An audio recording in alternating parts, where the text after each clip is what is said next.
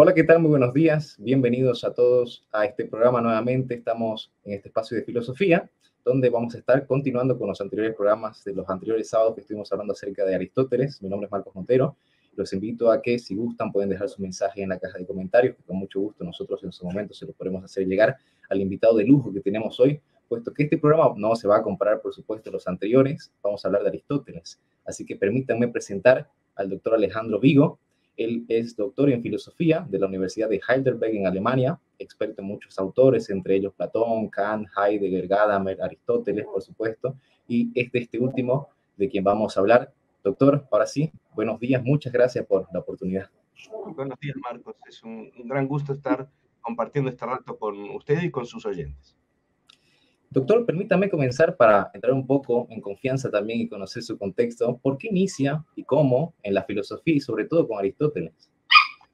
Es una historia bastante curiosa. Yo en el colegio secundario descubrí a algunos autores de la gran literatura, ¿no es cierto? Yo no llegué a la filosofía directamente. Yo llego a través de la lectura de grandes literatos como Dostoyevsky, Kafka y muchos otros, a los que me permitió acceder un escritor argentino llamado Ernesto Sábato, muy famoso. Sábato escribió una obra muy importante que en el año 74 a mí me inspiró mucho y además anoté todos los autores que él citaba y recuerdo de haber ido a buscar esos autores, etc. Entonces, lo que me pasó es que ahí descubrí la gran literatura existencial y yo quería eso, ingenuamente, eso mismo, esa temática, pero tratado de un modo más científico. Por alguna razón, yo pensé que la filosofía me podía dar el mismo nivel de profundidad que la literatura, pero en una especie de ejecución, digamos así, más cercana a la ciencia. Y estuve dudando un par de años acerca de si estudiar filosofía o astronomía. Sábato era un físico, además, ¿no? Un físico nuclear, además de ser literato. Entonces, por alguna razón yo tenía esa dualidad también, de estar entre mirar el cielo y mirar la tierra, por así decir. Y finalmente entré a la Facultad de Filosofía y Aristóteles lo descubrí más tarde. No fue la puerta de ingreso, digamos, a la filosofía. Yo quería estudiar filosofía contemporánea, a lo cual volví después. Y me parecía que la filosofía griega, un chico de 18 o 19 años como tenía yo, suponía que eso estaba superado, ¿no es cierto? El típico prejuicio de que no comprende qué es la filosofía ni qué es la historia.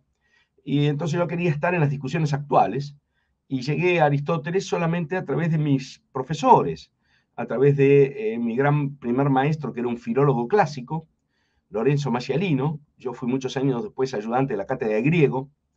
Eso, de ahí viene el amor por el griego. Y luego de los grandes profesores de filosofía antigua que tuve en la UBA, en la Universidad de Buenos Aires, el profesor Olivieri, ya fallecido, la profesora Marita Santa Cruz, que aún vive, el profesor Egerslan, también fallecido, grandes helenistas. Y ahí fue entroncando el amor por el griego con el amor por la filosofía. Lo primero que escribí fue sobre Platón, unos artículos muy iniciales, muy tremendos pecados de juventud, digamos así. Pero después encontré, claro, esa manera más, no sistemática, pero sí más conceptual de hacer filosofía o más técnica de hacer filosofía que uno encuentra en la obra de Aristóteles, y eso me embargó durante un largo tiempo, ¿no? También en conexión con autores contemporáneos y modernos como Heidegger y Kant. Y ese fue mi primera manera de llegar a Aristóteles, por así decirlo. Qué interesante forma de llegar, ¿no? Mirando el cielo, ahora mirando también la realidad, que es parte de ella. ¿Usted diría que actualmente, por más que entre nosotros quizás resulte evidente, pero de cara a todos, que Aristóteles está aún vigente? Y también la complemento con esta otra pregunta, ¿cuál diría usted en su experiencia que es la parte o la dimensión menos explorada de Aristóteles? Ya, Aristóteles es un autor sobre el que se ha estudiado y escrito durante 2000 y tantos años. O sea, imagínese usted si un autor tiene que todavía demostrar su vigencia después de haber resistido 2400 años de comentario por parte de las mentes más brillantes.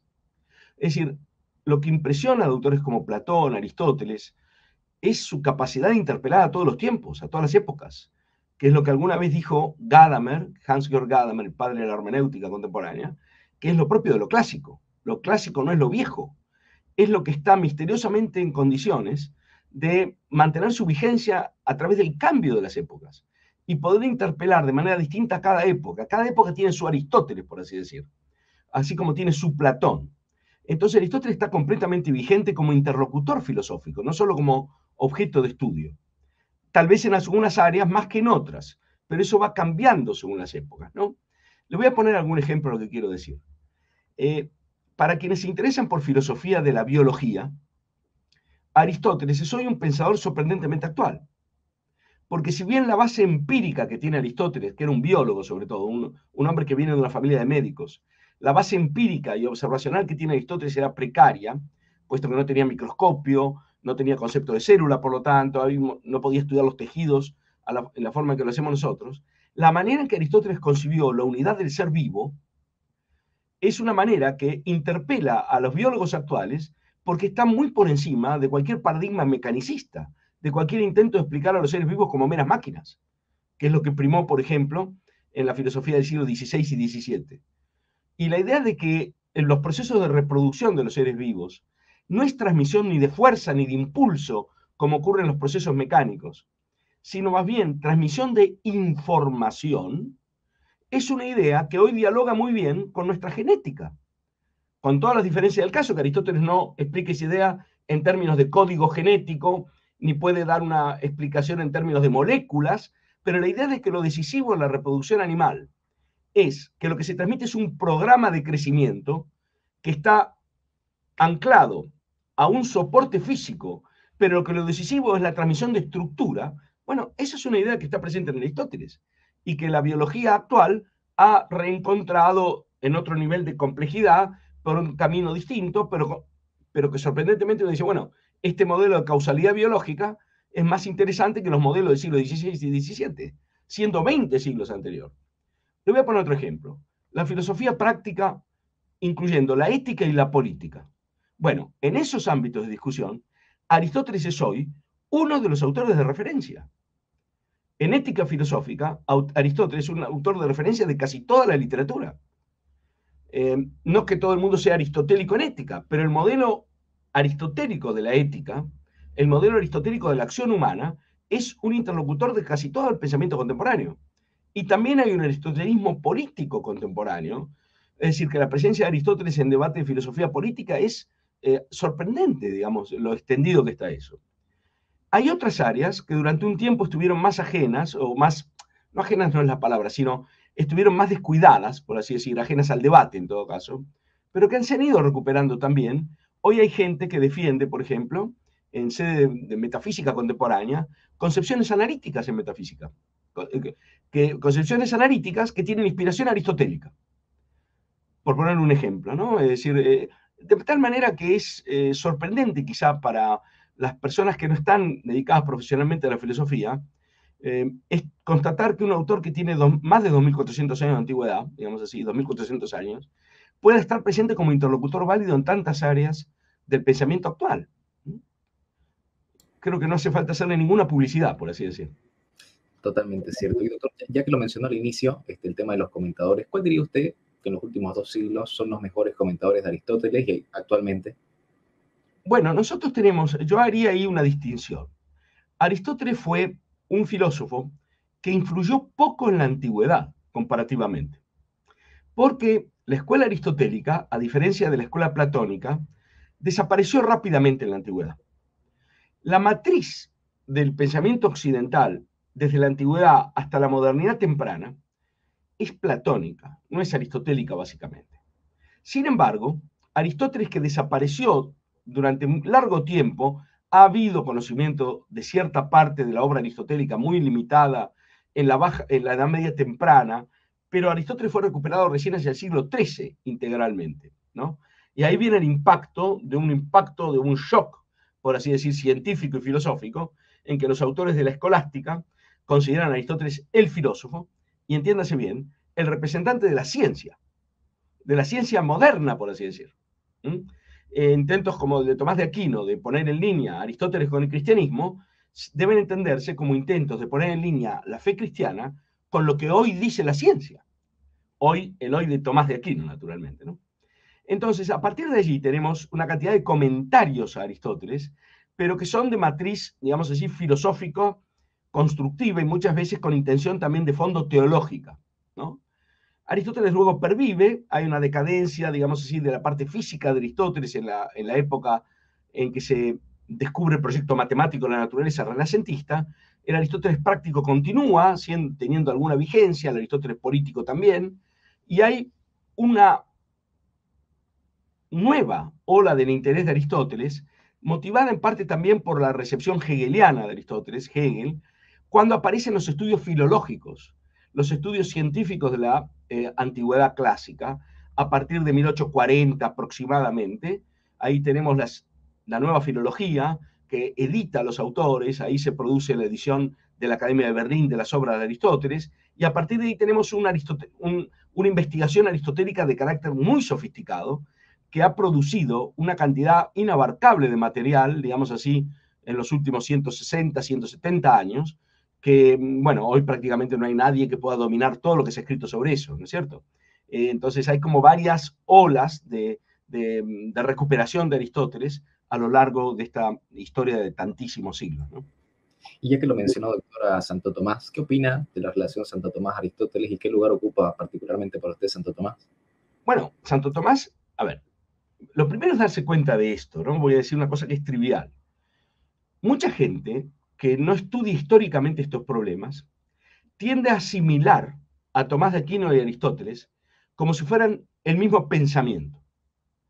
Yo le voy a hacer notar solamente algo que me avergüenza decirlo casi, ¿no? Entre Aristóteles y Tomás de Aquino hay 17 siglos, que es el doble de tiempo que hay entre Tomás de Aquino y nosotros. Esto es algo que se suele perder de vista cuando uno parte de la idea de que hay algo así como una filosofía aristotélico-tomista. Si hay una filosofía aristotélico-tomista, sería, en el mejor de los casos, una descripción de lo que hace Tomás de Aquino, nunca de lo que ha hecho Aristóteles, por razones más que obvias, ¿no? Pero yo ni siquiera estoy convencido que sea una buena descripción de lo que hace Tomás de Aquino. Entonces ahora le voy a decir lo que yo pienso un poquito, sin ser yo un experto en Tomás de Aquino. Tomás de Aquino es un autor cuyo genio sintético prácticamente no tiene par en la historia si uno excluye probablemente a Hegel. ¿Qué tenía que hacer Tomás de Aquino en el siglo XIII? Tenía que mostrar en un proyecto que ya Agustín mostró ese camino, que no puede haber nada contradictorio entre la revelación cristiana y el conocimiento científico, porque el libro de la revelación y el libro de la naturaleza tienen el mismo autor, que es un autor además omnisciente, benevolente, que da todo lo necesario para la salvación y para el conocimiento humano. La naturaleza está ahí para ser conocida. La revelación está ahí para darnos el camino de una salvación.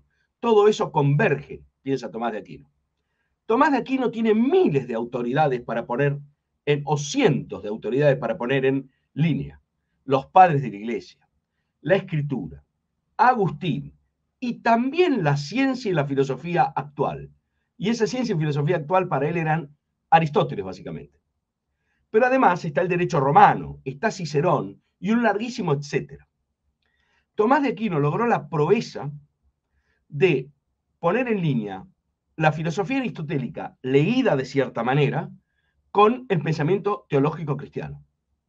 Pero le quiero recordar también otra cosa. Cuando Aristóteles ingresa a Occidente, la primera reacción de la Iglesia Católica fue condenar 900 sentencias de Aristóteles, porque nadie veía cómo poner en línea esto con lo que dice la fe. O sea que Tomás de Aquino, para lograr la síntesis que logró, y que es una marca, digamos así, de identidad del occidente cristiano, tuvo que nadar contracorriente. Hoy hay gente que piensa que Tomás es el establishment. Tuvo que nadar contracorriente y mostrar algo que es fundamental, que es que la fe, bien entendida, nunca va a estar en contra de la ciencia bien entendida. Que sí la fe puede tener un conflicto con el cientificismo, nunca con la ciencia. Ese yo creo que es el gran mensaje de Tomás de Aquino al pensamiento cristiano y católico. La fe no puede tener miedo de la ciencia. La fe naturalmente puede no entrar en resonancia con la ideologización de la ciencia, que es algo muy distinto. Así como tampoco el fideísmo puede dialogar con el conocimiento. Tomás de Aquino es el gran pensador de esa síntesis y en ese sentido, a mi juicio, totalmente actual. Qué interesante que lo mencione y lo perfile de esa manera, doctor, porque bueno, suele suceder que en algunos ambientes sucede lo que usted ha aseverado, que se asocia una doctrina así unívoca, aristotélico-tomista, y por ejemplo, a mí me ha pasado que a veces trato de hacer inteligibles los textos aristotélicos con los comentarios de Santo Tomás, a la física, a la metafísica. Tomás es un espectacular comentador de Aristóteles, ¿no? Se me ha congelado un poquito, pero bueno, se me oye usted a mí. Sí, sí, sí, está todo bien. Es un espectacular comentador de Aristóteles, es un comentador creativo de Aristóteles. No es un mero repetidor. Sí, sí. Y Tomás tiene unos objetivos teóricos muy concretos en vista, cuando hace lo que hace con el texto aristotélico. Entonces, todo eso habla de la grandeza de Tomás de Aquino. Porque ¿qué sería un mero repetidor de Aristóteles? ¿Por qué sería algo particularmente grande? ¿Me explico? Sí, Entonces, sí, sí. la perspectiva histórica aquí permite matizar, pero matizar no para disminuir el aporte de Tomás de Aquino, sino precisamente para rescatarlo. ¿Cómo puede pensar usted que un pensador macedonio del siglo IV a.C., que ni idea tenía del cristianismo, puede pensar lo mismo que un italiano del siglo XIII, que es un monje cristiano? Claro. Es Sí, sencillamente inverosímil eso. sí, Ahora, sí. que un monje cristiano brillante como Tomás, y con ese sentido de la hermenéutica bien entendida, aproveche todo lo aprovechable de Aristóteles al servicio de una causa gigantesca que pretende abarcar una comprensión del mundo que pone en línea la revelación, la fe y el conocimiento. Bueno, eso son palabras mayores, naturalmente. Sí, no, totalmente. Y bueno, para entrar en materia en algunos términos y nociones y libros de Aristóteles, le quiero hacer la principal pregunta, creo yo, que por lo menos a mí me ha interpelado y quiero confesarle. Yo hace un par de años, la primera vez que agarro a Aristóteles, que por supuesto lo antecedo con Platón, agarro y entiendo lo que puedo, ¿no? Entre esas nociones que me costaron y las he ido revisando en la medida en que he leído, como le digo, algunos comentadores, está Alejandro de Afrodisia, Simplicio, Santo Tomás, y lo escuché usted mencionar una tesis de Katayama. Estoy hablando acerca de la substancia. Yo al Sí, principio creía que todo lo que era en sí mismo era una substancia y claro, no cualquier cosa. Entonces, mi pregunta es, ¿qué es la substancia? Y quiero subsidiar esta pregunta de todas las preguntas colaterales que pueden acontecer a la hora de operativizar quizá la noción, ¿no? bueno, usted me pide unos milagros, que es que yo aquí pueda resolver esto. Pero voy a decir algunas cosas que hay que tomar bona fide, digamos, con beneficio inventario, ¿no es cierto? Porque van a ser aproximaciones. Pero me alegra saber que ha leído esas cosas, ¿no? Porque quien lea a Tomás de Aquino, quien lea a Alejandro de Afrodisia, quien lea a Simplicio en el caso de la física, no puede estar mal orientado. O sea, ahí ya hay mucha base, ¿no? En lo que usted me pregunta. No, a veces tenemos una noción de sustancia un poquito ingenua, pensando que, porque los ejemplos que da Aristóteles muchas veces están tomados del ámbito de la producción técnica. Como Aristóteles, en su, en su esquema conceptual, le interesa mucho distinguir los dos aspectos constitutivos de la sustancia, que son la forma y la materia, lo que él llamó la forma y la materia. La manera más práctica, más, digamos así, pedagógica de distinguir eso, es partir de casos en los cuales hay una relación extrínseca entre esas dos cosas, que es lo que pasa con los artefactos.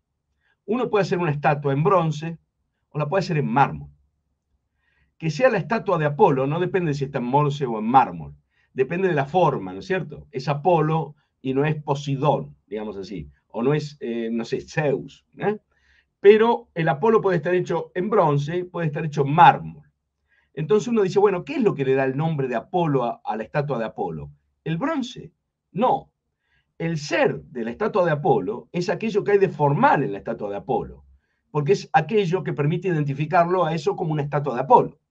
Que esa estatua de Apolo esté realizada en bronce o en mármol, desde este punto de vista no es lo que constituye el ser de la estatua.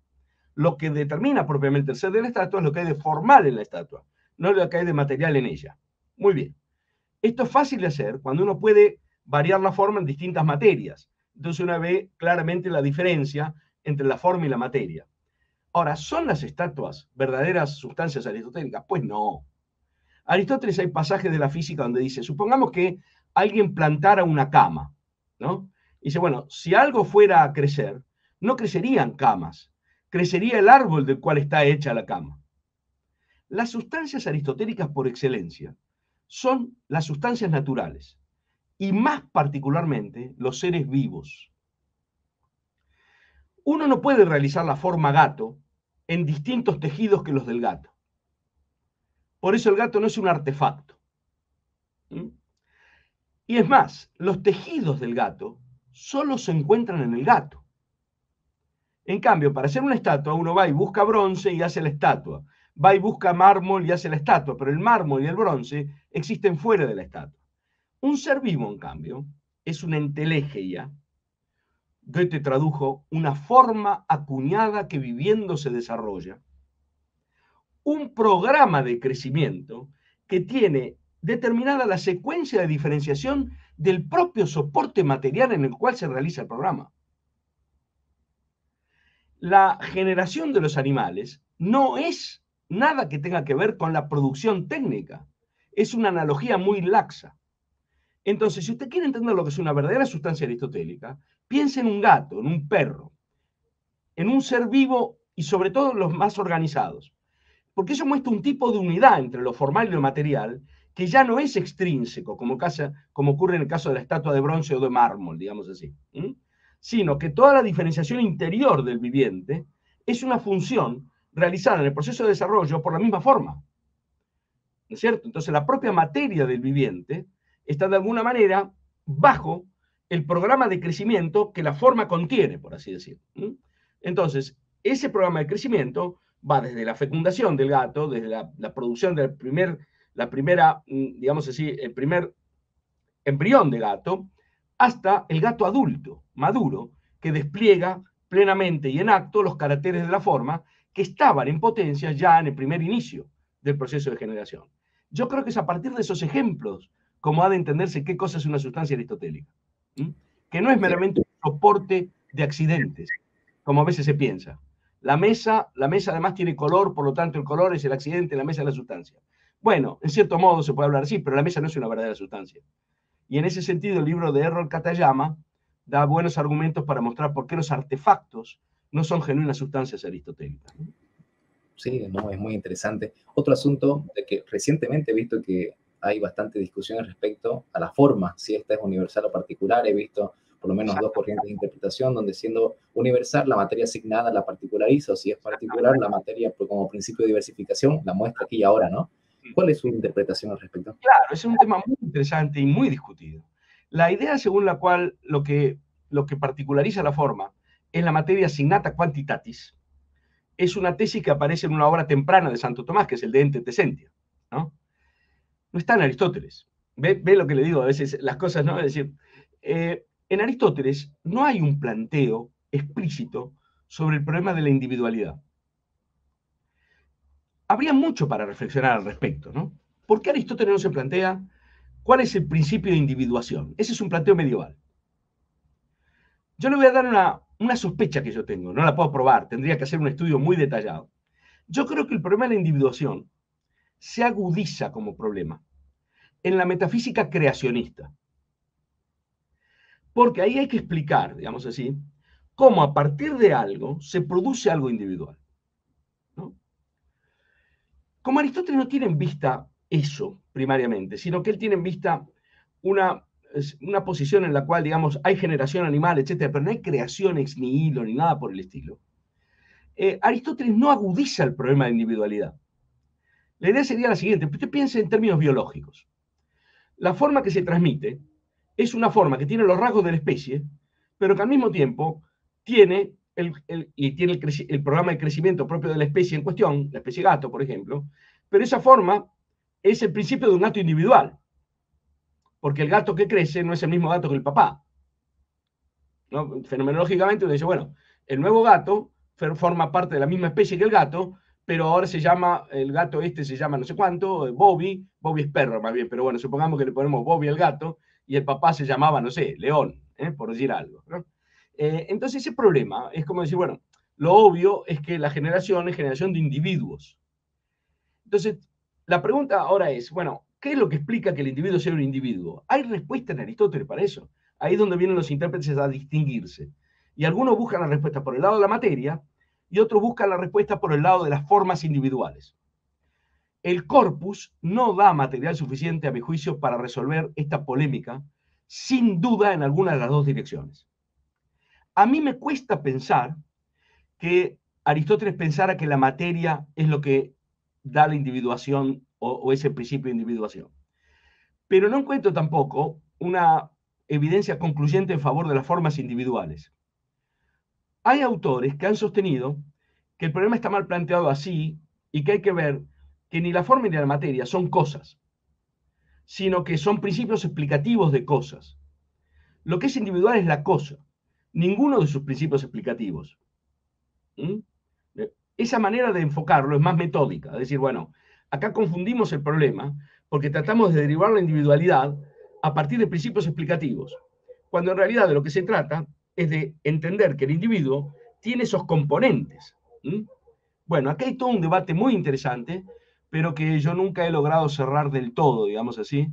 Tampoco por escrito, he dejado siempre abierta la duda sobre cómo plantear el problema. ¿Mm? Pero creo que hay que atender al aspecto metódico también. Qué interesante.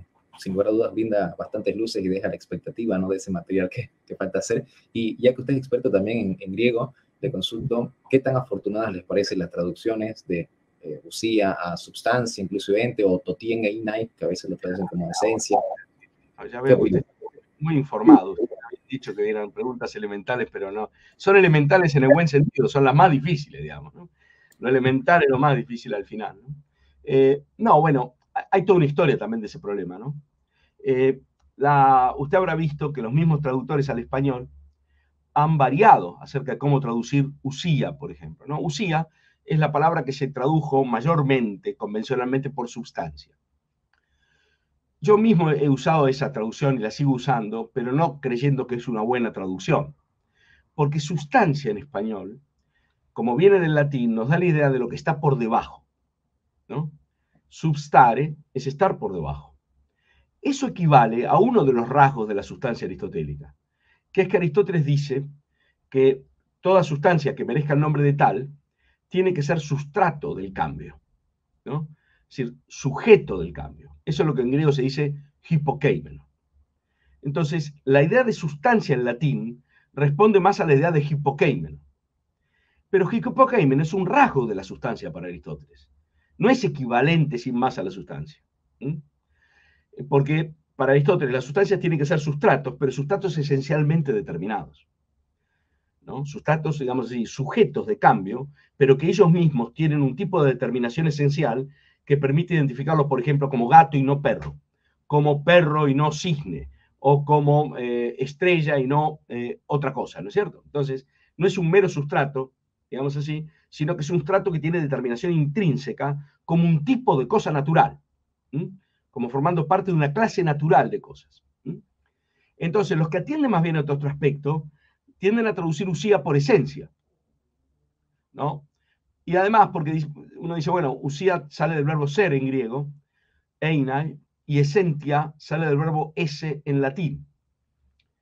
Estrictamente hablando, si uno fuera a la etimología y la semántica, digamos, usía no es exactamente esentia, porque no sale del infinitivo griego, sino que sale del participio. Usía corresponde más bien, y así lo ha traducido Tomás Calvo Martínez en la traducción de la metafísica que hay en la edición menor de Gredos, ¿no? No en la edición trilingüe, sino en la edición de Gredos, que es solo español. Tomás Calvo Martínez ha traducido usía por entidad, pensando que el calco latino de usía, abstracto del participio on, sería el abstracto del participio ens en latín. Y ens, como abstracto, tiene entitas. Y entonces usía, el equivalente, pasando por el latín, sería entidad. Y así traduce Tomás Calvo, gran traductor, por lo demás, gran aristotelista, la noción aristotélica de usía. Toda traducción paga sus costos.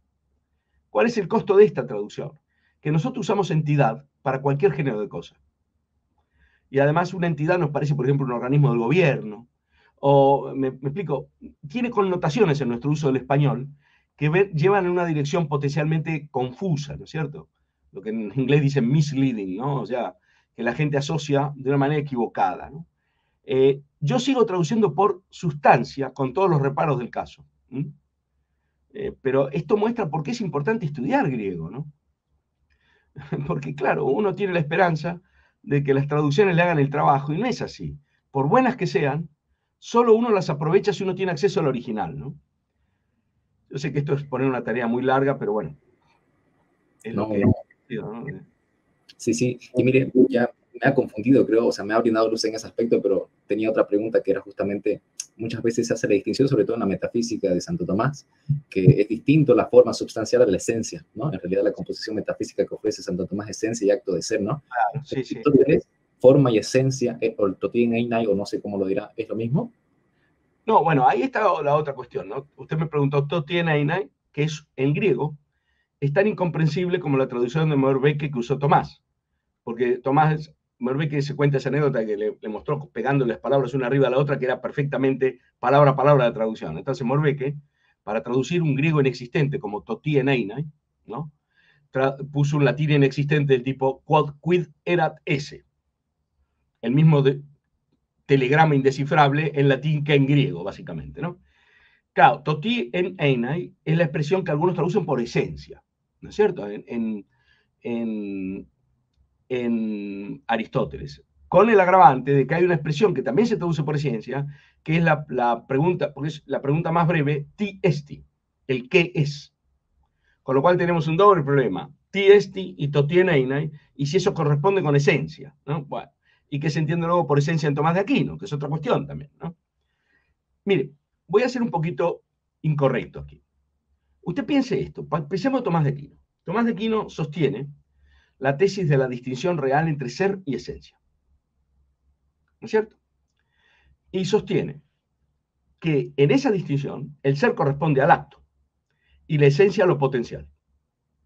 Porque en el marco de una metafísica creacionista, esa manera de entender explica o permite explicar cómo Dios pone en el ser las cosas a partir de las ideas que están en la mente divina. ¿Me explico? Esa lectura de vincular la esencia con lo potencial es una lectura totalmente antiaristotélica. En Aristóteles la esencia está vinculada siempre con el acto, nunca con la potencia. ¿Mm?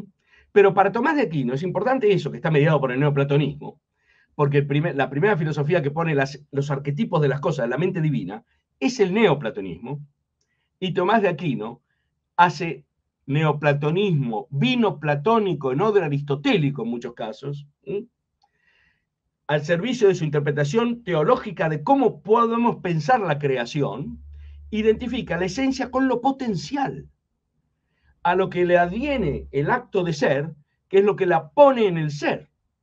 Y ese es el acto de creación. Dios, al pensar la cosa, la pone en el ser. Es decir, que puesta en el ser, la cosa, digamos así, está de otra manera que en la mente de Dios. En la mente de Dios está como arquetipo, ¿no es cierto? Está como idea, pero no está puesta en el existir.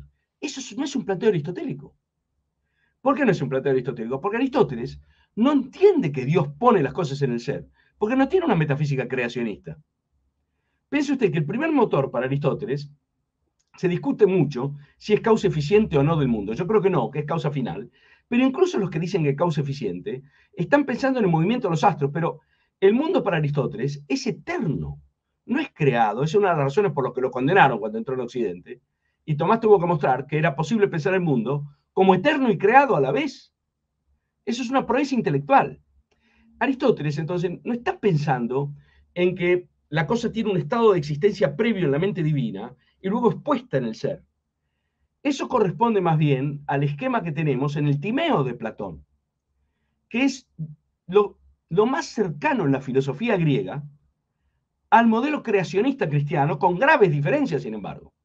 Porque en el Timeo de Platón, el demiurgo, que es un dios providente, que crea las cosas a partir de las ideas, primero, no es omnipotente, no crea a partir de la nada, crea a partir de una materia preexistente que se le revela en cierta medida, de tal manera que no puede hacer todo lo que quisiera con la materia esa, sino que hace lo mejor posible. Y segunda limitación, no tiene las ideas en su mente, ni las produce en su propio intelecto, sino que está por debajo de las ideas. Mira hacia ese orden ideal y trata como un artesano de introducir ese orden ideal en el ámbito de lo sensible. Acá viene la conexión aristotélica interesante. Aristóteles, en la metafísica, pensó a Dios como un intelecto que se piensa a sí mismo, no que crea el mundo. Es una creación del neoplatonismo vincular el relato del Timeo con la noética aristotélica, para decir, bueno, el Dios que se piensa a sí mismo tiene las ideas en su mente. Es decir, en la mente divina es como un rayo de luz, dice Plotino, que se vuelve sobre sí, y al volverse sobre sí, como si fuera en un prisma, se despliega en una multiplicidad de colores, que son los contenidos ideales. Esa es la noética que recibe Tomás de Aquino. Esa noética, en esa forma, no está en Aristóteles. O sea, la noética de Tomás, para pensar la mente divina, es un mix aristotélico neoplatónico, por así decirlo. Y Tomás lo pone al servicio de una metafísica creacionista. Perdón si he dicho cosas muy heterodoxas, en algún sentido. Yo creo que son completamente ortodoxas, pero a veces van contra lo que se supone en algunos círculos, ¿no? No, totalmente claro, y de hecho eso se corrobora con el primer libro de la Suma contra Gentiles, donde Santo Tomás en la esencia va a resolver absolutamente todo, ¿no? Pero ya que mencionó a los neoplatónicos, me gustaría preguntarle, yo leyendo el libro que tienen coautoría con el doctor Vallejo, de los filósofos griegos, de sofistas a Aristóteles, bueno, hay varias cosas que rescato. La primera que le quiero preguntar es cuando usted habla acerca de los predicables, y bueno, lo explica de manera maravillosa. Yo recomiendo a quienes ven ese libro, es espectacular, sobre todo esa parte de Aristóteles. Bueno, la idea que tiene a la hora de convertir el predicado con el sujeto y los 4 predicables que da Aristóteles. Ahora mi pregunta es, ¿qué opina de Elisagoge, de Porfirio, que bueno, modifica y añade uno, ¿no? ¿Qué consecuencias trae esto? ¿O cuál es su opinión? La lógica neoplatónica es muy interesante. Porfirio es un mediador ahí, ¿no es cierto? Porque Porfirio es el primer comentador, digamos, no el comentador de fuste de las categorías, ¿no es cierto?, de Aristóteles, pero es un pensador neoplatónico, no es un pensador aristotélico. Entonces, la forma en que los neoplatónicos reciben la lógica aristotélica es una manera de recibir transformadora. Le voy a poner un ejemplo sin entrar en el detalle, porque la teoría de los predicables es muy compleja y yo creo que, yo veo que usted está mucho más informado de lo que me contó a mí, pero yo no quiero usar esto para hacer padecer de más a sus oyentes. Pero déjeme dar una pequeña atisbo de cuál es el problema de fondo que yo veo aquí. Si usted piensa aristotélicamente, usted piensa en términos de una estructura de sujeto predicado, que es el reflejo en el plano del logos de la articulación básica de los objetos reales, que son un objeto con determinaciones, básicamente, ¿no? Entonces, la estructura de sujeto y predicado, así entendida, es el hilo conductor para una ontología de los objetos con determinaciones. Si usted ve un mundo poblado de objetos con determinaciones, el hilo de la estructura sujeto y predicado es como una vía de acceso, desde el plano lógico, a ese tipo de ontología. Es como el respaldo lógico de ese discurso ontológico, por así decirlo. Ese no es el planteo platónico. En Platón ya encontramos varios pasajes donde Platón trata eso de una manera totalmente distinta. Platón no se orienta a partir de la estructura sujeto-predicado. Más bien tiende a pensar, eso es una línea que termina en Hegel, más bien tiende a pensar que la verdad de la cosa está en el predicado, no en el sujeto. Porque si uno quiere decir qué cosa es una cosa, lo que va a hacer es agrupar predicados. Y al final, la cosa queda reducida a una especie de manojo de predicados, que es como si fuera el punto de convergencia de una cantidad de universales, por así decirlo. Esa es la semántica que explotan luego los neoplatónicos, que incluso tratan así los nombres propios, como una especie de concurrencia de predicados. La lógica neoplatónica invierte el tratamiento de la proposición. No pone el peso de la proposición en el sujeto, sino en el despliegue predicativo. Y tiende a ver el sujeto particular como una especie de realización en un medio diferente de un orden ideal de cosas. Si usted lo ve desde el orden de las ideas, ¿qué es el particular? Una ejemplificación en el plano del espacio y la materia de una articulación de predicados. Piense usted en la división platónica, la diáresis platónica. Uno parte de un género, divide y va llegando a la especie ínfima. Y ahí ha deletreado la estructura ontológica de una cosa. Luego, ¿qué es el particular? Una instancia, un ejemplo de esa estructura lógica. Entonces, la particularidad viene dada por un medio extrínseco, pero en el fondo es accidental eso. ¿Por qué? Porque esa cosa que es fenoménica aparece y desaparece. La articulación eidética, que esa cosa ejemplifica de manera episódica, no desaparece. ¿Me explico? Es lo constante, lo estable. Entonces, esa manera de leer la predicación es la que ha llevado a los comentadores platónicos, platónicos medios neoplatónicos de Aristóteles, ¿no es cierto?, a enfatizar las cosas de otra manera. Pero lo que hay acá es una diferencia de base acerca de, relativa al modo de entender la relación que hay entre la estructura de la predicación y el discurso ontológico. No sé si he logrado hacer más o menos comprensible este problema que es crucial, porque luego usted lo puede ver reaparecer en la división que hay, por ejemplo, al interior mismo del idealismo alemán, etcétera, entre gente como Kant, gente como Hegel. Sí, bueno, la verdad del sujeto está en el predicado. O lo que hay aquí es una estructura normal, es el sujeto, es lo que lleva el peso ontológico, y cuando le atribuimos algo, ¿no es cierto?, estamos anclando ese algo en algo que tiene consistencia. ¿Me explico? Son dos maneras de ver que recorren toda la historia de la filosofía. Sí, no, es sumamente interesante y es más, creo que antes de la parte que yo le estoy citando en su libro, usted habla de que si bien Aristóteles en sede lógica tiene pretensiones lógicas, los efectos los aspira o los proyecta ontológicamente también, ¿no? Aquello que va desarrollando y diagramando en la lógica. Le quería preguntar, más o menos siguiendo esa línea, en un momento, bueno, me pareció a mí curioso, capaz por esto es más frívolo, una incapacidad mía, usted desarrolla, creo que es en base al libro 5 de Aristóteles, o no sé qué libro cita, de la metafísica, donde usted dice que Aristóteles entiende el ser por lo menos de 4 maneras, y entre ellas, la primera que pone son los 10 predicamentos o categorías, y la Sí. cuarta que menciona son los accidentes. Mi consulta es, ¿no se debería entender que el primero, siendo sustancia, y lo demás son accidentes, o por qué hace esa distinción? Claro, esa es una muy buena pregunta que conecta con lo que acabamos de discutir. Es una de las cosas que a la gente más le cuesta entender. ¿Cómo puede ser que aparezca primero? Claro, hay 4 ahí en 5.7 de la metafísica, el libro 5, capítulo 7. El libro 5 es un diccionario filosófico, ¿no?, con casi 40 capítulos, donde Aristóteles trata los distintos significados de términos filosóficamente interesantes, ¿no? El capítulo 7 trata de ser, ¿no?, un término central en la filosofía de Aristóteles. Y dice que ser se dice de muchas maneras, naturalmente. Esa es la tesis de Aristóteles, no hay un solo significado de ser, ¿no? Y ahí distingue 4 grandes significados, ¿no? El ser según las categorías, ¿no es cierto?, el ser según la potencia del acto, el ser según lo verdadero y el no ser según lo falso, pero digamos el ser según lo verdadero, y luego el ser según el accidente. Y mucha gente dice, pero ¿cómo? Si en las categorías ya está la diferencia entre sustancias y accidentes. Véalo usted partiendo de la lógica que Aristóteles hereda de la academia y la lógica de los géneros y las especies. Si usted toma las 10 categorías son los géneros supremos bajo los cuales caen todos los predicados posibles.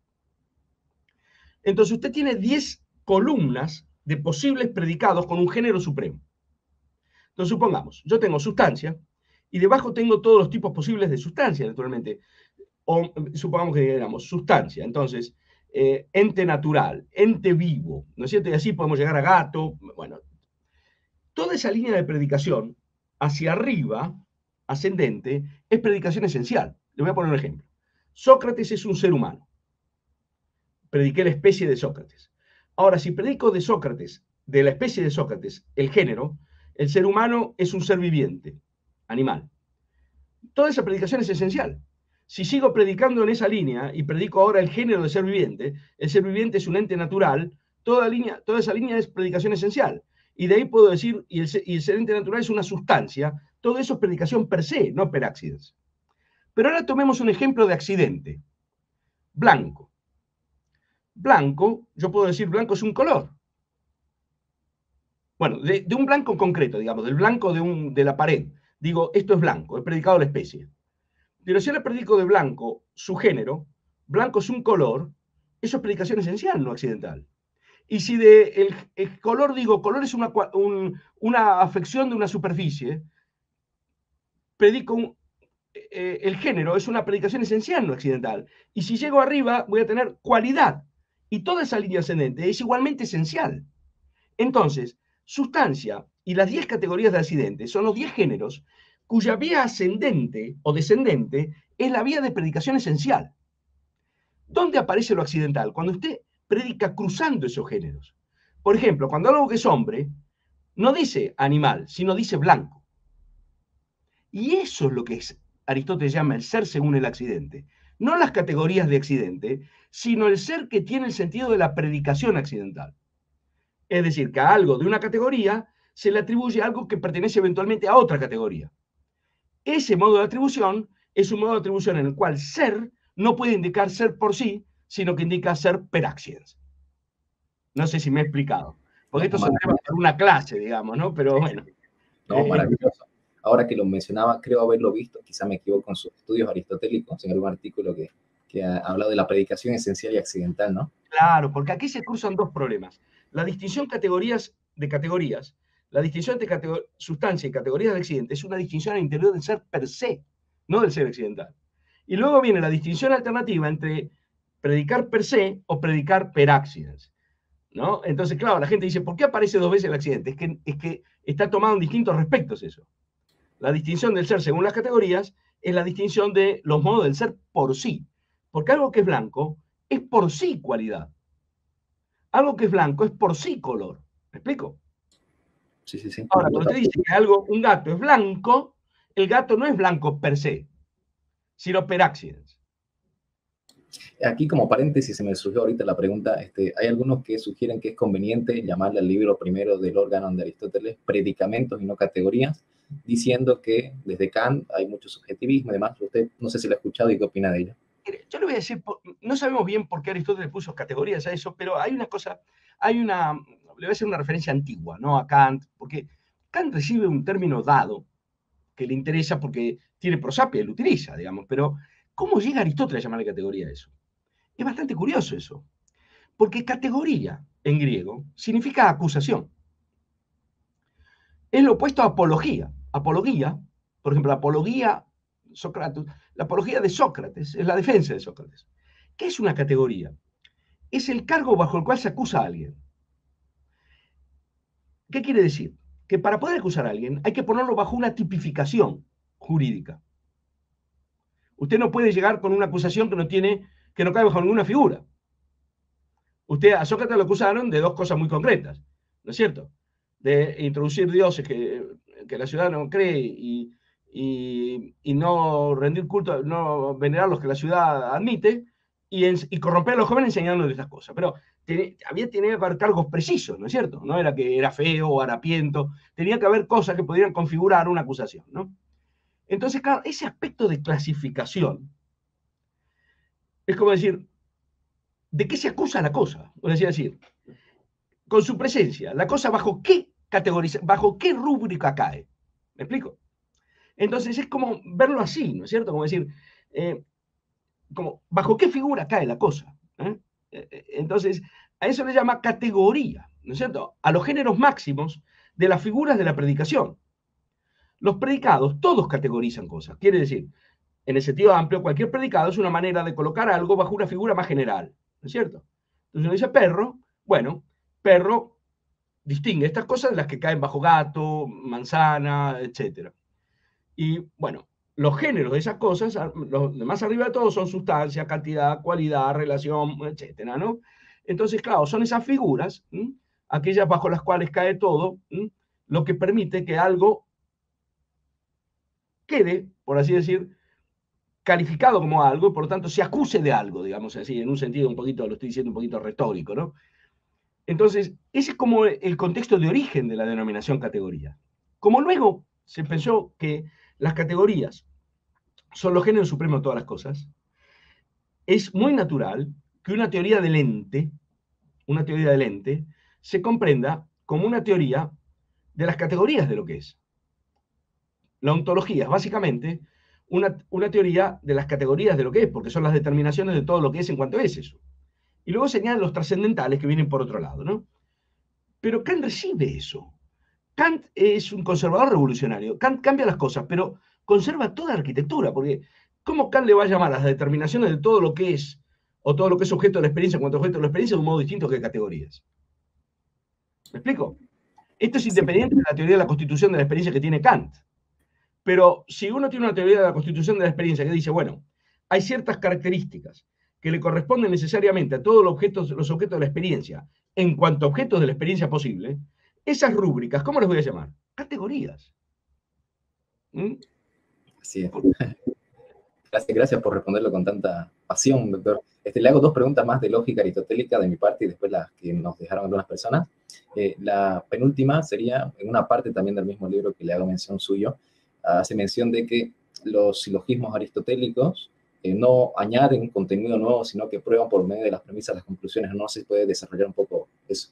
Sí, claro, bueno, claro, Aristóteles, mire, supóngase que de Aristóteles hubiera perdido todo y hubiera quedado conservada la silogística, ya hubiera sido suficiente para catalogarlo como un pensador de primer rango.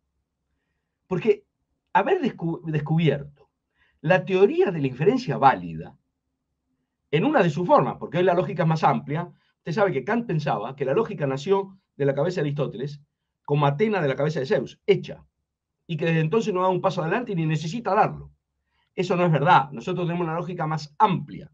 Pero la lógica aristotélica mantiene su validez. Es un fragmento válido de la lógica general, por así decirlo. Haber descubierto eso, obviamente, significa que lo que descubrió Aristóteles es la manera de tematizar eso. Siempre la gente pensó haciendo silogismos. No es que Aristóteles introdujo por primera vez el silogismo y a partir de allí la gente empezó a hacer silogismos. Lo que Aristóteles encontró es la manera de interpretar correctamente y de formalizar, de representar, digamos así, cuáles son las estructuras que gobiernan las inferencias válidas que la gente hace desde siempre, o una porción importante de esas inferencias, las que tienen carácter silogístico. Aristóteles nunca concibió el silogismo como un método para encontrar conocimiento. O sea, como una ars inveniendi, dicen los medievales, como un camino para hallar conocimiento. No, usted halla el conocimiento a través de la investigación de la naturaleza y a través de la inducción y de muchos otros procedimientos, ¿no? Formales e informales, digamos así. Pero la ciencia para Aristóteles no es el hallazgo del conocimiento o el mero hallazgo del conocimiento. Es la justificación del conocimiento hallado. Y a eso Aristóteles llama la demostración. Por eso, el momento científico de la ciencia no es el hallazgo para Aristóteles, sino la justificación de lo hallado, la demostración. Entonces, la silogística es una ars demonstrandi, no una ars inveniendi. Y hay cierto modo del ars demonstrandi que tiene carácter científico, porque no todo silogismo es silogismo científico. El silogismo científico tiene que cumplir algunas condiciones adicionales relativas al carácter de las premisas, etc. Pero el punto, ¿cuál es ahora? Que la tarea de la ciencia no es como nosotros lo vemos, la ciencia empírica, es buscar en el terreno. Eso no es la tarea. Por supuesto que hace falta esa tarea. Pero luego hay que ordenar eso en estructuras de carácter demostrativo, nosotros diríamos deductivo, en virtud de las cuales lo sabido se coloca en un orden tal que queda justificado. Justificado.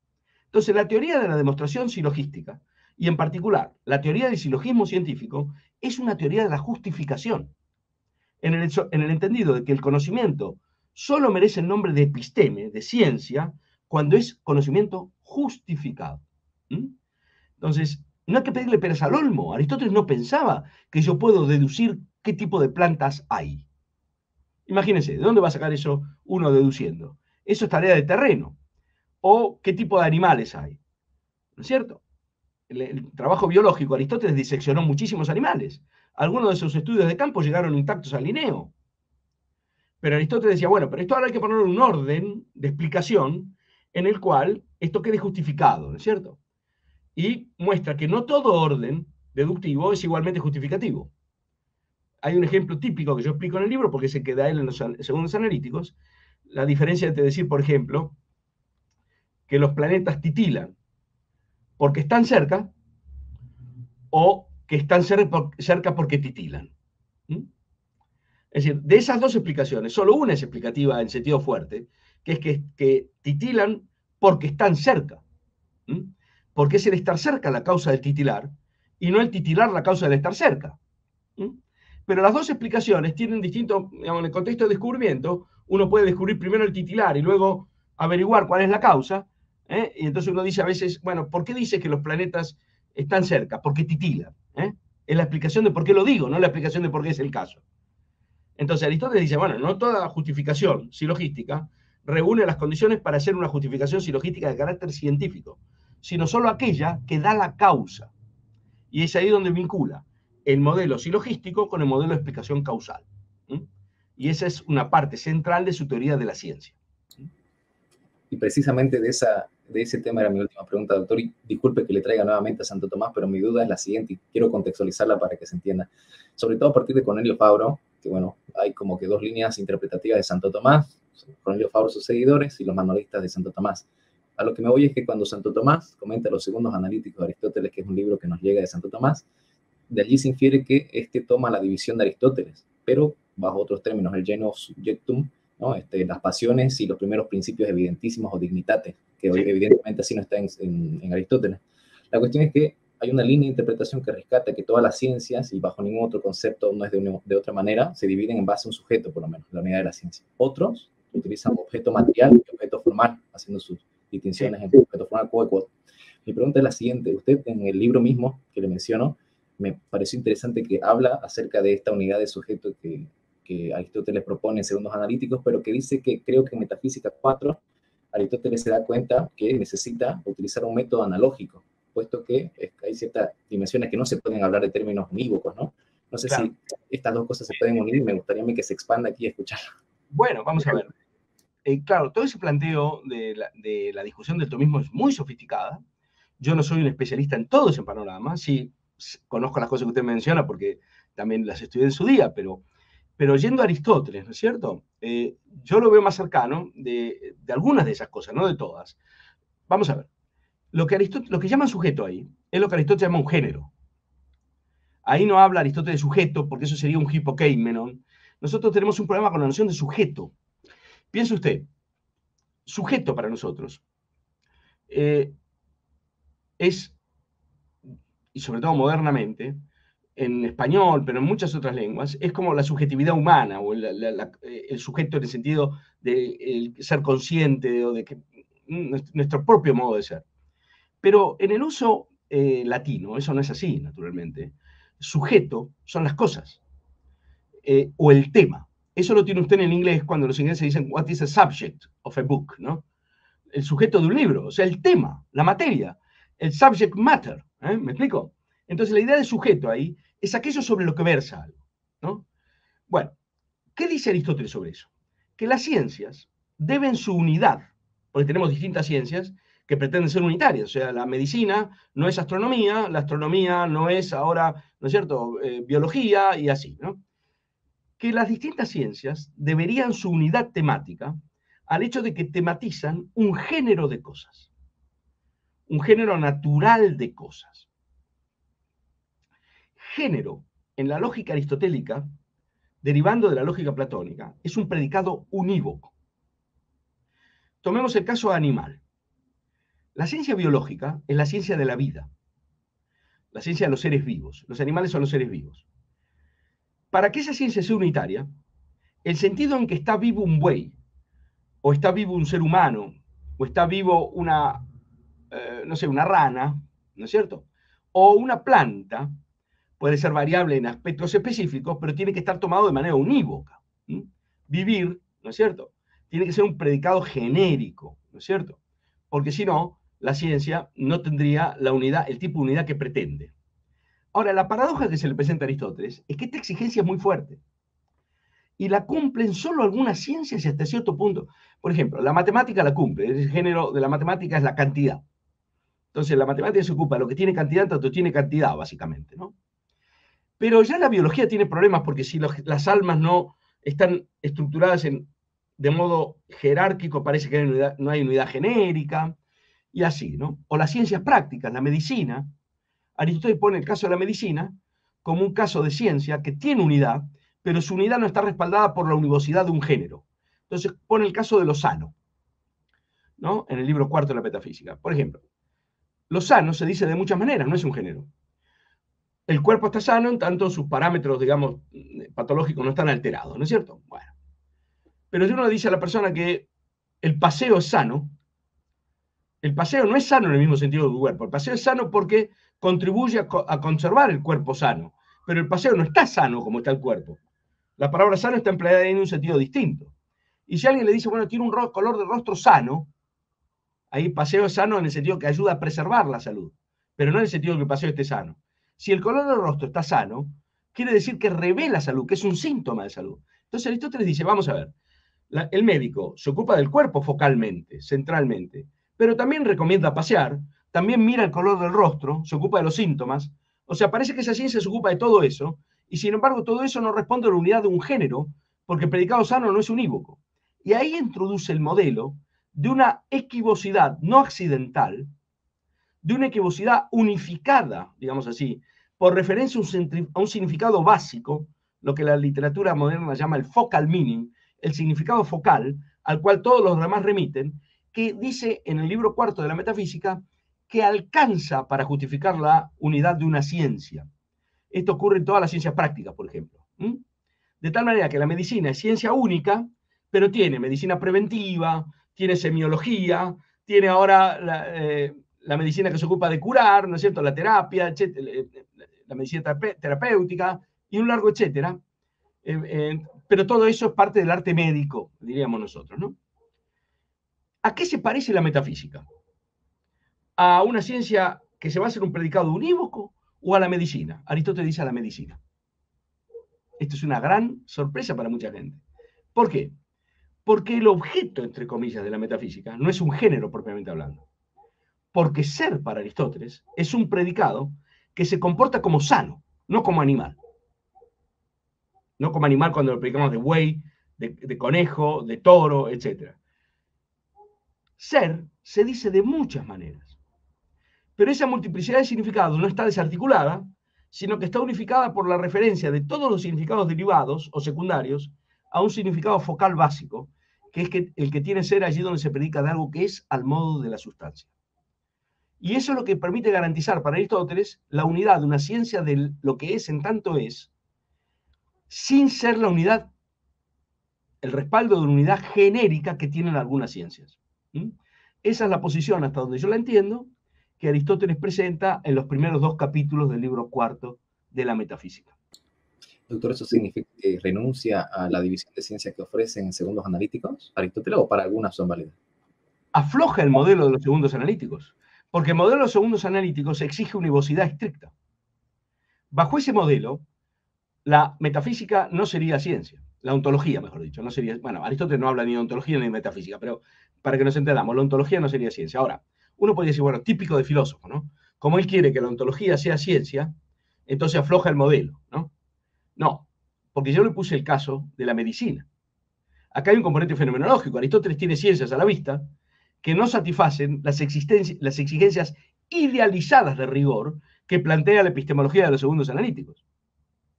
Los segundos analíticos dicen que la unidad de una ciencia tiene que ser la unidad de un género y que la ciencia se ocupa solo de lo necesario. Bueno, la física sublunar no se ocupa de lo necesario, se ocupa de lo que ocurre la mayor parte de las veces. Que sin embargo, en los rangos elevados es expresión de cierta necesidad. ¿Me explico? Entonces, Aristóteles no es un pensador que trabaja solamente con esquemas formales, mira las cosas y hace fenomenología. Entonces dice, bueno, a ver, es cierto que esa visión idealizada aplica a cosas muy específicas. Por eso el ejemplo de las matemáticas suele ser muy tentador para la filosofía, pero Aristóteles es suficientemente agudo como para darse cuenta que el modelo de las matemáticas no aplica sin más en todos los ámbitos. Y entonces dice, bueno, esa es como una referencia, digamos así, idealizada, pero tenemos que contar con estas variaciones que, sin embargo, permiten justificar con suficiencia la unidad de ciencias que no cumplen con esos estándares. Por ejemplo, la física sublunar. La física sublunar trata, Aristóteles lo dice expresamente, la física de lo que está por debajo de la luna, no trata de lo que es en todos los casos, sino solo de lo que ocurre ut in pluribus, dice Tomás. Josepito Pelú. Pero no de Josepito Pelú en un sentido muy laxo, sino de lo que tiene pocas excepciones, por así decir, ¿no? Por eso Aristóteles dice, bueno, a ver, un hombre engendra un hombre, si nada lo impide. ¿Por qué agrega si nada lo impide? Porque hay contextos causales en los cuales hay factores de impedimento y la generación fracasa. Entonces eso no ocurre siempre, necesariamente como el movimiento de los astros. Ocurre Josepito Pelú, o sea, ut in pluribus.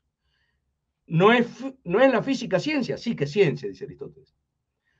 La medicina, que es una ciencia práctica ahora, no teórica, no es ciencia. ¿Cómo no va a ser ciencia la medicina? Si él viene de familia de médico además, pero además es fundamental para salvar a la gente. Bueno, y aplica opera con un modelo de unidad, usted dice analógica, esa no es la palabra aristotélica, pero de unidad de significación focal.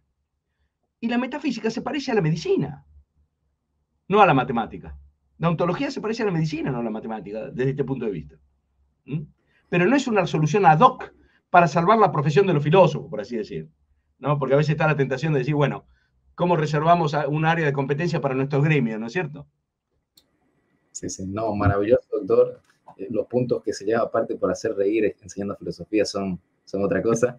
Antes de hacerle las últimas preguntitas que 3 personas me hicieron llegar para usted, por favor, me gustaría pedirle para toda la gente algunos autores que recomiende, libros para iniciarse o profundizar en Aristóteles, y así también se puede ofrecer lo suyo. Mire, la literatura es enorme, pero yo les quiero recomendar que lean, todos los que quieran, estudiar la mejor investigación aristotélica disponible. Bueno, hay muchísimas, pero un autor que para mí es emblemático de la segunda mitad del siglo XX es el gran aristotelista italiano, fallecido hace poco, Enrico Berti. Esto no quiere decir que uno tenga que coincidir en todo con Enrico Berti, por Dios. Pero si ustedes quieren leer un aristotelismo balanceado, inteligente desde el punto de vista teórico, históricamente matizado, con un dominio de la fuente incomparable, tienen las obras de Enrico Berti. Y después se le puede agregar un larguísimo, etcétera. Yo fui amigo de Enrico Berti en cierta forma, escribí para su volumen de homenaje, he hecho una in memoria cuando él murió, lo conocí, pero no soy discípulo de él. Yo estudié con Wolfgang Wieland en Alemania, yo vengo de una escuela distinta, pero no importa. Pero yo creo que como aristotelista probablemente Enrico Berti fue sin duda uno de los más grandes de la segunda mitad del siglo XX y probablemente el más grande, pero esto ya sería exagerar decirlo tan brutalmente, ¿no? Pero como el italiano es mucho más accesible y además está traducido algunas cosas de él al español, lo recomiendo vivamente. Después hay libros que ninguna persona que lea Aristóteles hoy puede ignorar, aunque no convenzan sus tesis.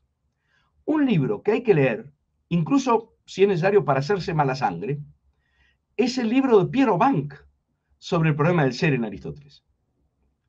Porque ese es un libro que sostiene tesis que tienen un pelín de escandaloso, pero que avivan la cabeza para un montón de problemas que si no se pasan por alto.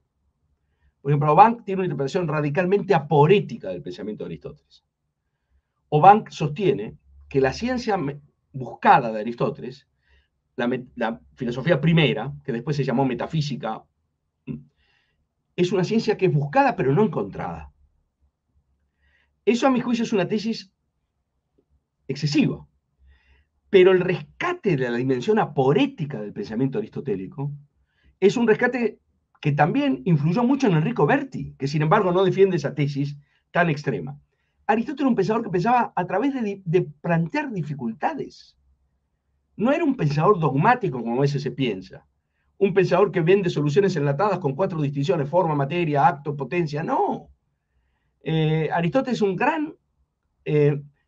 es un gran cultivador, es un gran preparador de las preguntas que hay que hacer sobre cada asunto. Cuando usted va a la física o cualquiera de esas obras, se encuentra con que antes de decir, bueno, vamos a ver qué es el tiempo, qué se ha dicho sobre esto, cuáles son los problemas que hay sobre esto. Siempre está esa parte entre considerar las opiniones y considerar las dificultades, y luego viene el intento de responder. No existe un Aristóteles sin ese componente que Berti o Bank llaman dialéctico, en un sentido amplio de dialéctica, no en el sentido de la tópica. No existe. Aristóteles sin eso no es Aristóteles. Si usted va a Tomás, se va a encontrar con los artículos de la Suma también tiene eso. Están todas las dificultades, las objeciones primero. Y el intento de responder. Ahora, luego la gente cree que Tomás es un manual de soluciones a las cosas. No puede. Es decir, yo creo que es muy importante recuperar esa dimensión viva del pensamiento aristotélico. Totalmente. Doctor, muchísimas gracias. Si tiene unos 10 minutitos más para que le haga las preguntitas que me dejaron, por favor. Tenemos una de Nelson, que precisamente en base a lo que usted hacía mención, me dice, ¿cuál es la interpretación que tiene usted del intelecto agente y qué opina de la propuesta de Enrico Berti? Bueno, a ver, yo sobre el intelecto agente no tengo una posición propia, tengo una serie de perplejidades. El texto sobre el intelecto agente de 3.5 es un texto enigmático, de 5 o 6 líneas, ¿no es cierto? Donde Aristóteles llega a eso, en el de Ánima, ¿no es cierto? Yo creo que Aristóteles hereda un problema de la noética griega. Déjenme decirlo de esta manera. Ese problema comienza ya con Anaxágoras. Anaxágoras, que era un pensador pluralista, digamos, presocrático, partía de una mezcla originaria de todas las cosas, ¿no es cierto? Una especie de confusión universal ahí, donde todo está junto con todo, y piensa a un intelecto como lo que incide sobre esa mezcla para separar las cosas, tal como aparecen hoy en el mundo, ¿no? Ese intelecto, dice Anaxágoras, que está en la mezcla, pero no se mezcla con nada. Y es el intelecto divino, y todo lo atraviesa, todo lo ve, o sea, lo gobierna todo, ¿no es cierto? Entonces hay algo que está en la mezcla, pero no es parte de la mezcla. Bueno, si ustedes pasan por Platón, bueno, sería muy largo explicarlo todo, pero déjenme decirlo así brevemente. Platón hereda el problema de que el intelecto parece ser al mismo tiempo algo que está en el hombre, pero no forma parte del hombre, por así decirlo. No es lo propiamente humano y es lo más humano también al mismo tiempo, pero es como la chispa divina en el hombre. Piensen ustedes en el Timeo. En el Timeo, el demiurgo, cuando va a crear las almas, crea solamente el nous y lo pone el nous de cada quien en un planeta, en una estrella. Y después le dice a los dioses menores, bueno, ahora usted va a tener que agregar esto a un cuerpo, y yo no me hago responsable de los desastres que van a ocurrir ahí, de los problemas que van a surgir. Y creen todo lo necesario para añadan todo lo necesario para poder vincular esto con los cuerpos. Y los demás dioses, los dioses menores, añaden las almas mortales, las otras partes del alma o funciones del alma que tienen que ver con la vinculación de la inteligencia con el cuerpo. Pero la inteligencia es inmortal y es de origen divino. Y está tomada de la misma alma del mundo, por así decir. Y es la chispa divina que hay en nosotros. Bueno, ese es el contexto que yo creo que está de trasfondo de la noética aristotélica. Entonces Aristóteles, cuando trata la vida, el alma es un fenómeno biológico para Aristóteles, no espiritual. Las plantas tienen alma para Aristóteles. Había un autor griego que decía que las plantas piensan, que era en pedo, pero Aristóteles no cree eso, ¿no? Aristóteles piensa, las plantas tienen vegetación, las plantas tienen vida vegetativa. Se alimentan, crecen, se reproducen, pero no piensan, pero tampoco sienten, pero tienen alma. Nos olvidamos de esto. Decimos los 3 niveles del alma. Las plantas tienen alma. Están vivas, quiere decir que tienen alma. Los seres vivientes además sienten. Y el ser humano además piensa. Y ahora viene, para explicar el pensamiento, desdobla eso en dos. Hay como una especie de función pasiva, que es la que permite recibir lo que viene dado desde la percepción y queda virtualmente allí, pero eso no alcanzaría para el acto de pensar. La luz que ilumina y activa eso tiene que venir de otra parte. Y ese es el elemento trascendente que está presente en el alma humana, al que llama ahí nous poietikos, intelecto agente. Y dice que es la única parte inmortal y divina y que no se mezcla, además. Pero además, en el Tratado de la Generación de los Animales, dice que eso adviene desde fuera de las puertas, más o menos a las 12 semanas al embrión humano. Que es la teoría de la animación retardada, que explicó por qué en algunos autores medievales, aunque nunca se propugnó el aborto, tampoco se lo condenó igual que el crimen de una persona, porque se pensaba que la animación retardada, bueno, lo que había ahí era vida vegetativa y eventualmente sensitiva hasta cierto punto, pero no todavía humana propiamente. Entonces, claro, yo esto lo veo en el contexto de la noética griega. ¿Me explico? Es una solución que tiene que ver con un tipo de planteo del problema. Yo no creo, sin embargo, que el intelecto agente aristotélico tenga nada que ver con la teoría de la inmortalidad del alma cristiana. Porque creo que el intelecto aristotélico está más bien vinculado con lo que decían los averroístas, que es algo que no es el alma individual de nadie. Es mucho más probable que la lectura correcta de esa parte de ánima sea aquella con la que se peleó Tomás, porque Tomás tiene que vincular la doctrina del intelecto agente con la doctrina cristiana de la resurrección de la carne y de la individualidad.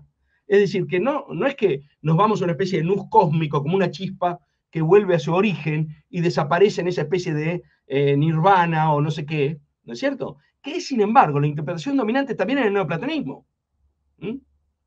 Como la doctrina cristiana es que tus pelos están contados, aquí la carne va a resucitar, y además tú tienes que dar cuenta de tus actos ante Dios, etc. Esa forma de leer el intelecto agente, que probablemente es la filológicamente correcta, aquí creo que discrepo con Enrico Berti, o de Enrico Berti, con toda modestia, seguramente tiene razón él, está históricamente motivada de nuevo. No sé si me explico, ¿no? No sé si con esto he dado alguna semblanza. Pero créanle siempre a Berti, no a mí. Excelente. Bueno, rápidamente le paso la otra pregunta. Esta es de Guillermo. Él dice, ¿la noción de materia prima es compatible con una visión creacionista del mundo a su juicio? Porque Dios, al crear, crea cosas que existen, no potencialidades. ¿O cómo entender la materia prima en términos operativos? Claro, bueno, buenísima pregunta. Buenísima. Usted sabe que en la materia prima, la llamada materia prima, en el corpus aristotélico hay 9 pasajes en total donde se hablaría de eso. De esos 9, hay unos cuantos que se pueden leer como materia próxima, no como materia primera. Y quedan muy pocos que se tendrían que leer como aludiendo a algo así como la materia primera. Es muy dudoso si Aristóteles pensó eso como un principio cósmico, ¿no? Muy dudoso. Yo nunca fijé tampoco posición final sobre eso, ¿no? El pasaje que me parece más significativo es uno que está en el tratamiento del espacio, en la física. Pero si ustedes quieren ver la recolección de esos pasajes en un apéndice, pueden ver la traducción comentada de William Charlton a Física 1 y 2, y van a ver los 9 lugares donde está esto, pero no es que en los 9 se habla de materia prima, ni mucho menos.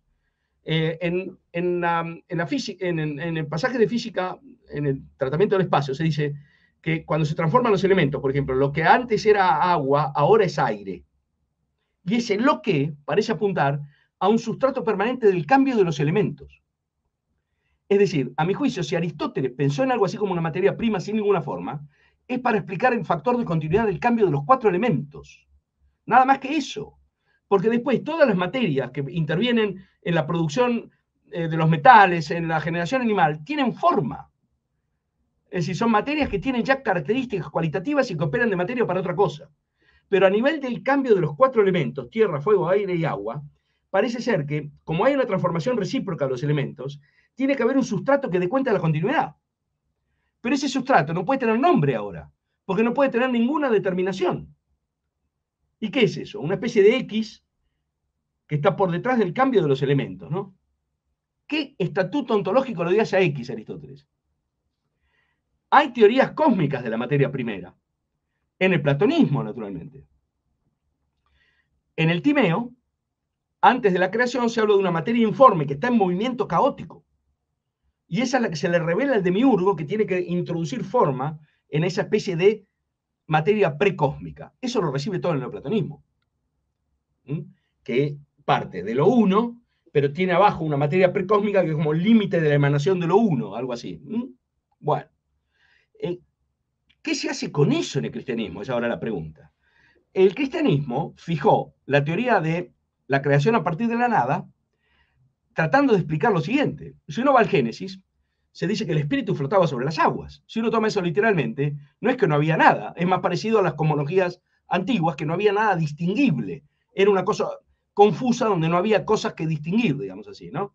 Una especie de caos originario en el sentido de confusión originaria, ¿no? En el sentido no de la apertura de síodo, sino la confusión, ¿no? Bueno, entonces, la interpretación que hubo es por una polémica teológica. Porque si uno parte de una materia preexistente, eso es un límite a la omnipotencia de Dios, que es lo que pasa en el Timeo. ¿No? Excelente. Sí, sí, sí, totalmente, ¿no? Claro, lo que dice el cristianismo es que Dios no crea a partir de una materia preexistente. A eso se le llama crear a partir de la nada. Obviamente no es que no había nada, estaba Dios. Pero lo que no había es algo más que limitar a la acción creadora de Dios. No sé si me explico. Sí, totalmente. Y bueno, la última pregunta, doctor, que bueno, son dos, yo las he unido en un mismo sentido porque más o menos van por una misma línea, que es por parte de Santiago y David. Santiago pregunta, ¿qué lugar le da Aristóteles a las matemáticas? Esa pregunta brota porque me manda un pasaje de David Ross donde decía que la ciencia matemática era en realidad ciencia primera, algo así más o menos. Y la de David dice, ¿y cuál es su consideración respecto a la física aristotélica y su culmen en Newton? ¿Usted cree que hay una continuidad o ruptura? Bueno, son grandes preguntas. Bueno, vamos a ver qué puedo hacer. Estamos en hora. Bueno, yo un ratito más tengo. Vamos a ver. Matemáticas. La respuesta tiene que ser diferenciada. Aristóteles no es un pensador matematizante. En la academia había una fuerte tendencia matematizante, encarnada, en cierta forma por el Platón tardío, pero sobre todo por los discípulos jóvenes de la línea de Speusipo, ¿no es cierto? Sobrino de Platón. Hay un giro hacia el pitagorismo en la academia donde Platón está viejo y los jóvenes están tomando la posta, y cuando Platón muere, ese giro posiblemente se extremó, y es una de las razones por las cuales Aristóteles, junto con Genócrates, dejaron la academia. Porque Aristóteles no es un pensador matematizante. Si uno buscara la inspiración científica de la filosofía aristotélica, hay que buscarla en la vida, en la biología. Aristóteles es un pensador de matriz biológica, no de matriz matemática. Esto es lo primero. En cambio, en la academia y en el pensamiento griego, ha habido gente de matriz fuertemente matemática. El pitagorismo, aspectos de Platón y la continuidad del platonismo en Espeusipo, etc. Eso es lo primero. Entonces, Aristóteles no cree que las entidades matemáticas sean entidades básicas. Es decir, Aristóteles cree, la filosofía aristotélica de las matemáticas nunca gustó a los matemáticos. Los matemáticos tienden más bien a filosofía de tipo platónico o de otro tipo, pero no de tipo aristotélico. Porque Aristóteles cree que el matemático lo que hace es considerar las cantidades que tienen los cuerpos, digamos así, bajo abstracción del carácter de que son cantidades de un cuerpo. Las toman, digamos así, a través de la afairesis, de dejar de lado, la toman como objeto formal de la ciencia matemática. Pero el objeto formal de la ciencia matemática no tiene respaldo en un objeto sustancial que le corresponda, digamos así. Es como estudiar al modo de como si fuera independiente lo que no puede existir de modo independiente. Entonces Aristóteles no ve que las matemáticas sean la ciencia básica, porque no se ocupa de las entidades básicas. En el libro sexto de la metafísica, Aristóteles dice que hay tres ciencias teóricas: matemática, física y la ciencia de lo divino, la teología, y dice que si la teología no existiera, la ciencia primera sería la física, no la matemática. ¿Por qué? Porque Aristóteles, igual que Kant, piensa que lo que hay son los objetos físicos, ¿no es cierto? Y la matemática es algo muy interesante, es un modelo de exactitud, pero desde el punto de vista de su compromiso ontológico, no es la ciencia de lo primario. No tiene por objeto aquello que es primario desde el punto de vista ontológico. Sí, las matemáticas son un ejemplo de exactitud. Y esa es la razón por la cual tendieron a deslumbrar a la filosofía. Pero un filósofo como Aristóteles dice, cuidado con ese deslumbramiento. La filosofía no puede ser matemática. Y hay otra gente que dice, a ver si logramos que la filosofía sea como la matemática. Esa disputa atraviesa toda la historia, hasta la filosofía contemporánea. Aristóteles está del lado de los que dicen, la matemática es un ejemplo de exactitud, pero es absurdo y propio de ignorancia pedir el mismo tipo de exactitud en todos los ámbitos de objetos. La filosofía no puede seguir el modelo de la matemática. Y la matemática, desde el punto de vista ontológico, no se ocupa de lo que es básico o primero. Yo daría esta respuesta. La teoría aristotélica de las matemáticas, que Tomás de Aquino no conoció porque no comentó los libros 13 y 14, o las conoció pero no la comentó, no sé, no le llegó el comentario de Duodecim libros Metaphysicorum, ¿no? 12 libros de la metafísica, pero la metafísica nuestra tiene 14, y la matemática está justamente en el 13 y en el 14, básicamente, ¿no? Eso nunca apasionó a los matemáticos. No hay matemáticos como Hilbert y eso. Hilbert decía que para ser matemático hay que ser un poco platónico. Nadie dijo para ser matemático hay que ser un buen aristotélico. Eso no seduce a los matemáticos. Y lo otro era la física aristotélica. Bueno, ahí hay que ver qué es lo que queda y qué no de la física aristotélica, ¿no? La física aristotélica abarca un montón de cosas, ¿no? Por ejemplo, va desde la mecánica más básica a la biología. La biología aristotélica tiene un gran interés actual, como lo dije ya al comienzo. La mecánica aristotélica no tiene ningún interés actual. La caída de la física aristotélica en el Renacimiento tuvo que ver con la mecánica aristotélica. Esta es la gran paradoja, ¿no? Aristóteles tiene una gran biología y una pésima mecánica.